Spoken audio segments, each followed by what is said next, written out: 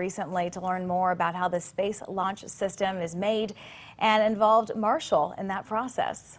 Yeah, that's right. About 430 miles southwest of us here, the core stage of the SLS is being built at the Michoud assembly facility. Now, folks I talked to down there say working on the Artemis mission feels similar to what it must have been like more than 50 years ago.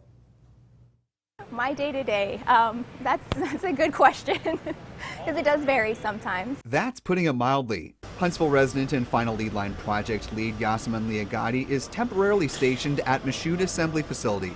Like dozens of other engineers, she regularly travels between Marshall and Michoud to help production of the space launch system go faster. It does definitely help the rocket get built, but it can be, rather difficult. So we try to alternate and have people that are willing to be stationed up here. Engineers and technicians have always had a close working relationship here at Michoud, but it was back in February when they really started working on the engine section, when a lot of Huntsville engineers started coming down here to both live and work side by side with the technicians. It's important to bridge the distance between the Huntsville design team and the production engineers here on the floor at MAF. Hansel Gill is an aerospace engineer with NASA's SLS Stages Element Office.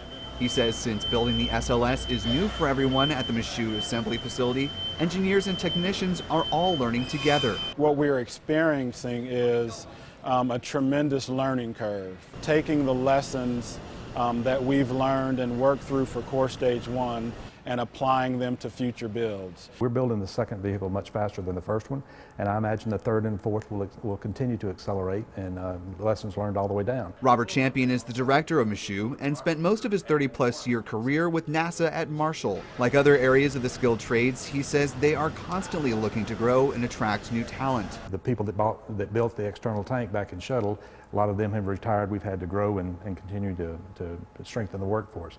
So it's a collaborative effort with our partners here and our primes and with NASA. As they continue to grow, some of their talent is coming from families whose participation in the space program spans generations. My wife's father worked on Gemini and Saturn and Shuttle and Skylab. So Austin's grandfather, if you count down through all of us, we've been at the business for quite a while.